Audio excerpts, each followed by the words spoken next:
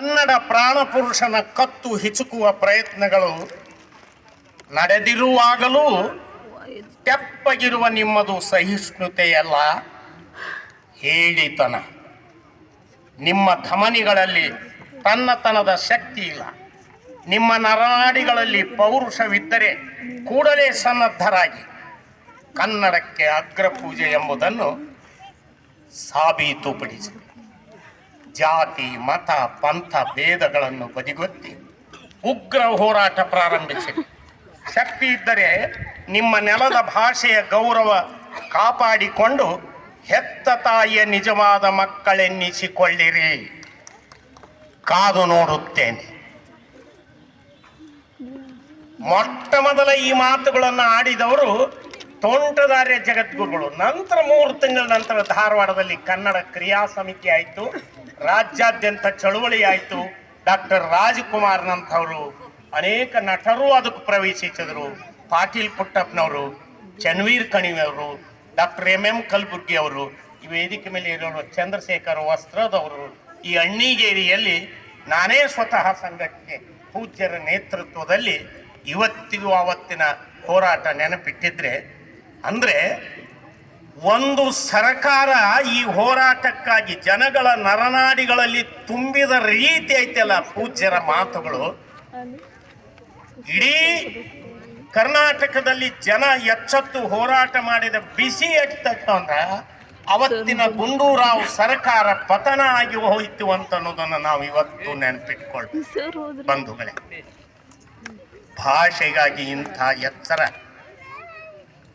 ಪೂಜ್ಯರು ಮಠದಿಂದ 144 ಡಿಕ್ಲೇರ್ ಆಗಿತ್ತು ಗದಗಿನಲ್ಲಿ.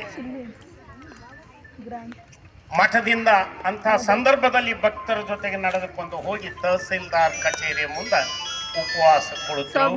ವಸ್ತ್ರದವರು ಇದ್ರು, ನಾನು ಇದ್ದೆ. ಅದರ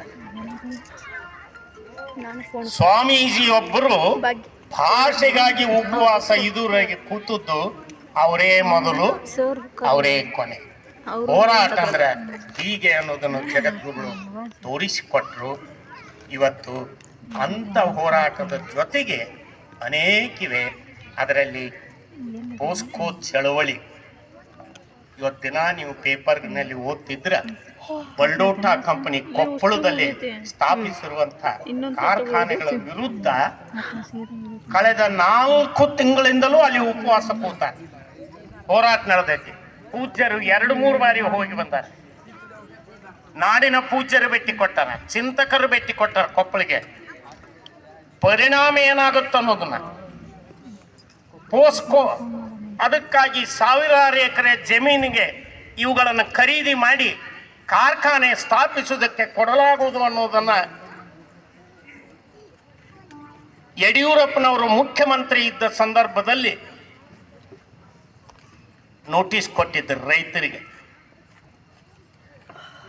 ಆ ಸಂದರ್ಭದಲ್ಲಿ ಹೋರಾಟದಲ್ಲಿ ತೊಡಗಿಸಿಕೊಂಡವರು ಅನೇಕ ಜನ ಇದ್ದೀವಿ.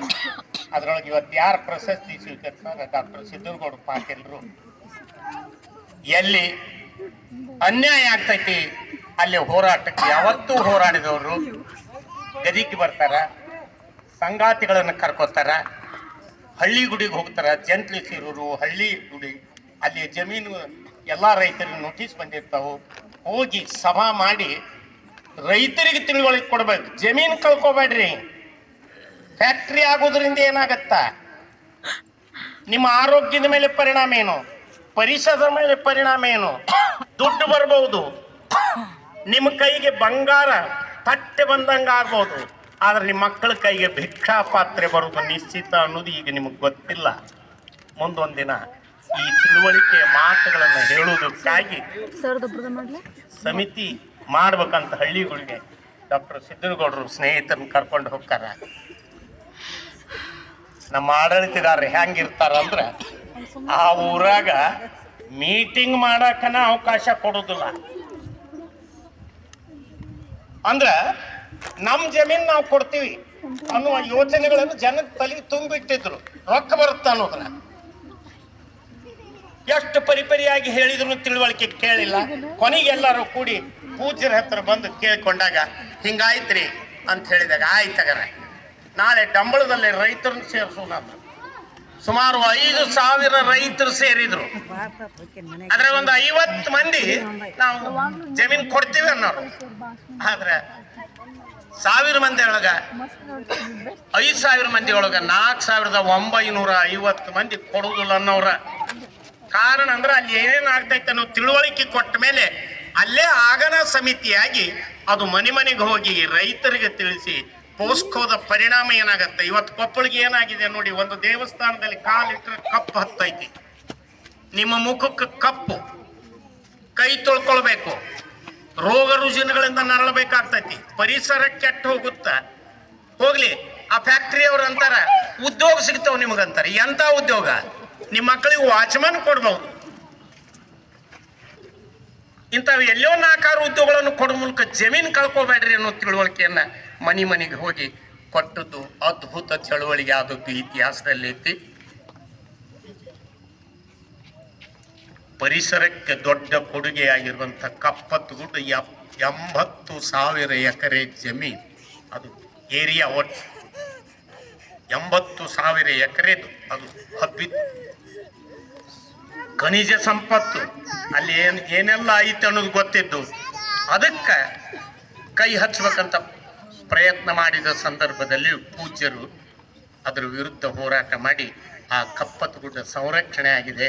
ಇವತ್ತು ದೇಶದ ಅತಿ ಶುದ್ಧ ಗಾಳಿ ಸಿಗುವ 2ನೇ ಸ್ಥಳ ಕಪ್ಪತ್ತುಗುಡ್ಡ. ಶುದ್ಧ ಪ್ರಾಣವಾಯು ಸಿಗುವ ಇಡೀ ದೇಶದ 2ನೇ ಸ್ಥಳ ಉಳಿದಕ್ಕೆ.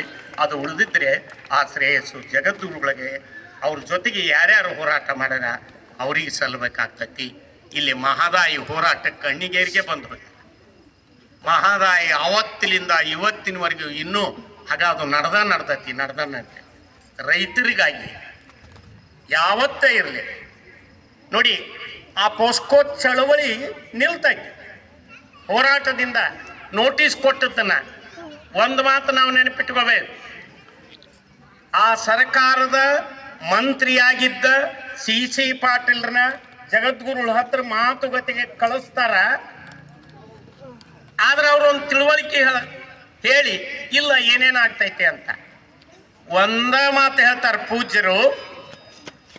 ಮೊದಲು ಕೊಟ್ಟ ನೋಟಿಸ್ಗಳನ್ನ ವಾಪಸ್ ತೆಗೆದುಕೊಳ್ಳಬೇಕು, ಇಲ್ಲದೆ ಇದ್ರೆ ಈ ಹೋರಾಟ ಮುಂದುವರಿತೈತೆ ಅಂತ ಒಂದೇ ಮಾತು ಹೇಳಿ ಕಳಿಸ್ತಾರ. ಅನಿವಾರ್ಯವಾಗಿ ಯಡಿಯೂರಪ್ಪನವರ ಸರ್ಕಾರ ಕೊಟ್ಟ ನೋಟಿಸ್ಗಳನ್ನೆಲ್ಲ ವಾಪಸ್ ತಗೊಂಡ್ರು. ಆ ಪೋಸ್ಕೋ ಕಂಪನಿ ಅದು ಏನು ಫ್ಯಾಕ್ಟ್ರಿ ಹಾಕಬೇಕಾಗಿತ್ತು ಅದು ರದ್ದಾಯಿತು. ಒಂದು ವಿಚಿತ್ರ ಅಂದ್ರೆ ಇಲ್ಲಿಂದ ತಪ್ಪಿ ಅದು ಬಾಗಲಕೋಟೆಗೆ ಮಾಡ್ಬೇಕು ಅನ್ನೋ ಸುದ್ದಿ ಆಗ್ತದೆ.